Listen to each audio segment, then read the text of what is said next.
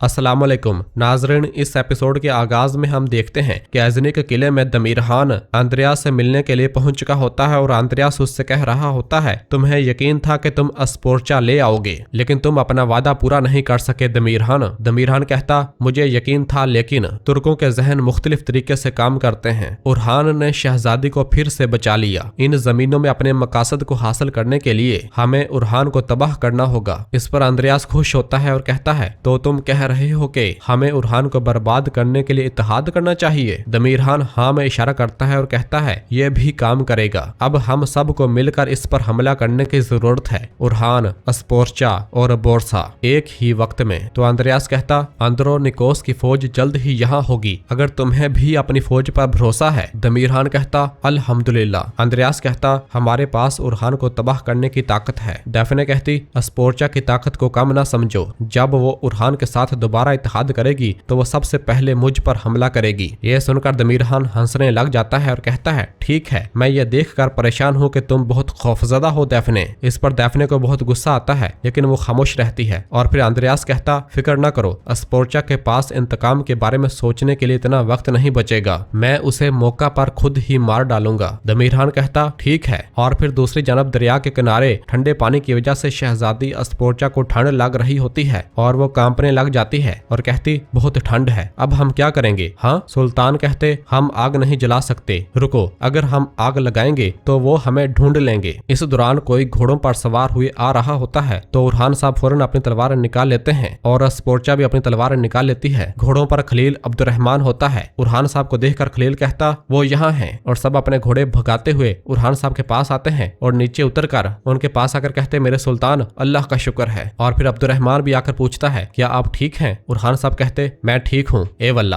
और फिर कहते, शहजादी को एक चादर दो। तो एक सिपाही उनके लिए चादर लेकर आता है। अब्दुर्रहमान कहता, अलाउद्दीन साहब बोरसा को बचाने के लिए गए हैं मेरे सुल्तान। सुल्तान कहते, अच्छा सोचा है, शहंशाह अब तख्त पर बैठने का ख्वाब देख रहा होगा। हमें फौरी तौर पर बोरसा जाना चाहिए, आज हिसाब का दिन है।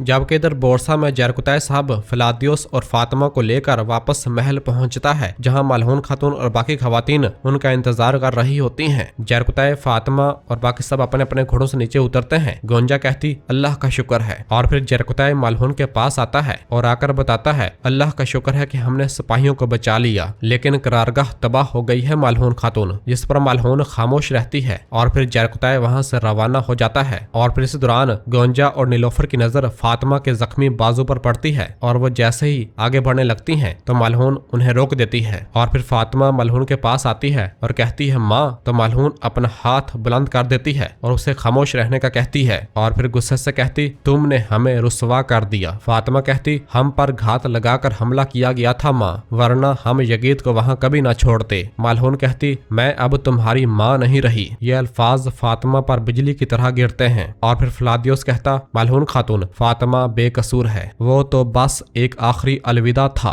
जबकि फातिमा की आंखों से आंसू बह रहे होते हैं। इसी दौरान दीदार खातून भागती हुई बाहर आती है और फिलादियोस बता रहा होता है कि यगीद ने पीछे से मुझ पर हमला किया था, इसलिए मुझे अपना दिफा करना पड़ा, ये मैं था। यह सुनते साथ ही दीदार अपना खंजर निकालते हुए गुस्से से कहती, कातलो, तुमने मेरे बेटे को मार डाला। और अपना खंजर लेकर भागते हुए फिलादियोस पर हमला करने लगती है तो मलहून उसे रोकती है। मलहून कहती, रुक जाओ दस्तूर, वहीं रुक जाओ खातून। दीदार कहती, क्या तुम इन कातलों का दिफा कर रही हो मलहून खातून? तो मलहून कहती, इन्हें सजा देने का अख्तियार सिर्फ हमारे सुल्तान को है। तो दीदार कहती, ये मेरे बेटे का खून था। तो मलहून उसे एक जोरदार थप्पड़ मारती है। इराज और अस्मा दीदार को पकड़ लेती हैं। मलहून कहती, दीदार, अपने गम के बायस तुम हद से आगे बढ़ रही हो, पीछे हट जाओ, अगर दोबारा ऐसा किया तो मैं माफ नहीं करूंगी। अस्मा, दीदार खातून को इनके बेटे के पास ले जाओ। तो दीदार कहती, तुम्हें इसकी भारी कीमत चुकानी पड़ेगी मलहून। और अस्मा दीदार को पकड़ कर ले जाती है। और फिर मलहून सिपाहियों से कहती, इन्हें कैद खाने में डाल दो, जब हमारा सुल्तान आएगा तो वही इन्हें सजा देगा। तो सिपाही फिलादियोस से खंजर और तलवार ले लेते हैं और उन्हें जंदान में ले जाने लगते हैं। तो हलीमा भागती हुई मलहून के पास आती है और कहती है, माँ, बाजी जख्मी है। तो मलहून एराज को पुकारते हुए कहती, एराज, पहले इसे तबीब के पास ले जाओ, कहो इसके जख्म का मायना करें, फिर इसे कैद खाने में डाल देना। यह सुनते साथ ही एराज फातिमा को और सिपाही फिलादियोस को लेकर लेकर जंदान की जानब रवाना होते हैं, जबकि दूसरी जानब उरहान साहब और बाकी साहब अपने घोड़े भगाते हुए बोरसा की जानब आ रहे होते हैं। उरहान साहब कहते, हम तब तक नहीं रुकेंगे जब तक बोरसा नहीं पहुंच जाते, चलो। और सब मुसलसल अपने घोड़े भगाते ही चले जा रहे होते हैं। और फिर रात के वक्त बोरसा के जंदान में एराज फातिमा खातून का जख्म दाग कर उसे जंदान में लेकर आ रही होती है, जहां फलादियुस पहले से ही मौजूद होता है। फातिमा को देखकर फलादियुस उठ खड़ा होता है और फातिमा को देखने लग जाता है। जंदान में डालने से पहले एराज फातिमा से कहती, ये मेरा फर्ज है, वरना आपको यहाँ कैद करना मुझे बहुत दुख दे रहा है फातिमा खातून। तो फातिमा कहती है, कोई बात नहीं एराज, परेशान मत हो, और जिंदान में रवाना हो जाती है। जबकि अस्मा उसका खाना उसके पास जाकर रख देती है और जिंदान को ताला लगा दिया जाता है। और फिर एराज और बाकी सब खवातीन वहां से रवाना हो जाती हैं। उनके चले जाने के बाद फलादियुस फातिमा से पूछता, फातिमा क्या तुम ठीक हो? तुम्हारा जख्म ज्यादा संगीन तो नहीं? तो फातिमा ना में इशारा करती है और फिर खजूर से अपना रोजा इफ्तार करती है। यह देखकर फलादियुस पूछता, क्या तुम इस हालत में भी रोजा रखे हुए हो? हम जंग में थे और तुम जख्मी कैसे? तुम कैद खाने में भी अपने रब की पनाह लेती हो? तो थोड़ी देर खामोश रहने के बाद फातिमा कहती है, कैद खाना हजरत यूसुफ अलैहिस्सलाम के लिए भी एक महल था।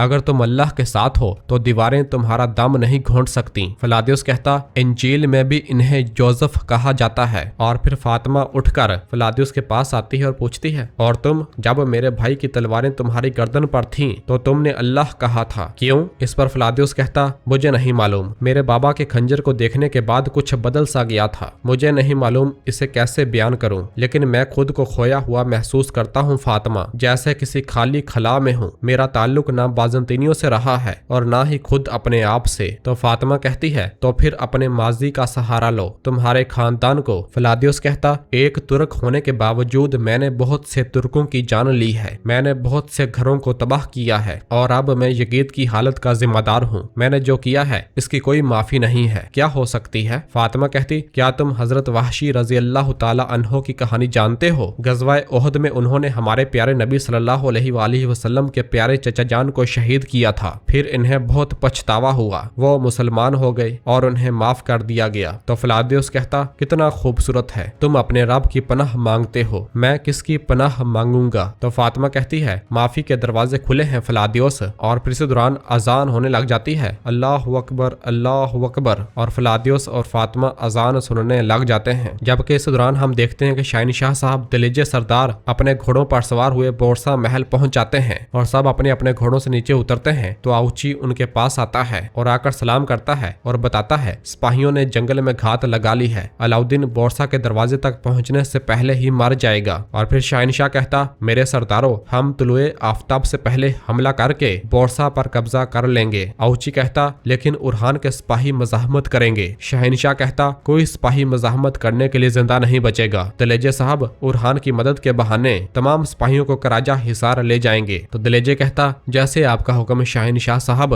लेकिन बुरान और जरकुताय को इसकी भनक भी नहीं पड़नी चाहिए। शहनशाह कहता, उन्हें नहीं पड़ेगी, वो मेरे साथ रहेंगे। आउची कहता, हम मलहून और नीलोफर को खानदान समेत गिरफ्तार कर लेंगे, लेकिन शहजादों का क्या? अगर वो जिंदा रहे तो वक्त आने पर तख्त के लिए तलवारें खींच लेंगे मेरे हजूर। शहनशाह कहता, तख्त दो हुक्मरानों को पसंद नहीं करता आउची साहब, बोरसा का वाहद हुक्मरान मैं हूँगा। आउची कहता, ए वल्लाह मेरे हजूर। और फिर इस दौरान एक सिपाही भागता हुआ बाहर आता है और कहता है, शहनशाह साहब, फलादियुस ने यजीद साहब को शदीद जख्मी कर दिया है, उनकी हालत ठीक नहीं है। यह सुनते साथ ही शहनशाह के रंग उड़ जाते हैं और कहता है, मेरा बेटा, और अंदर की जानब भागता है।